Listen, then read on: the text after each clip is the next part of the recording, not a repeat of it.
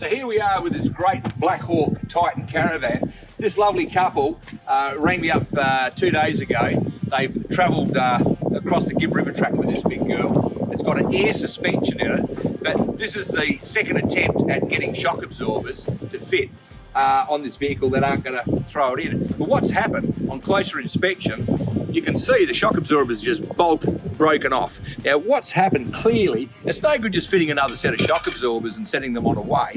We've got to check out and find out what's going on. So under here, we've got our old mate Matt. He's hiding under there at the moment, checking out, and we've ascertained that the airbags certainly weren't pumped up to anywhere near they should be, and it was bottoming out on the bump stops. So if you're having problem with shock absorbers and you've replaced them already, or you've busted a bottom shock absorber bolt or a top one, which is clearly the case here, there normally is a problem.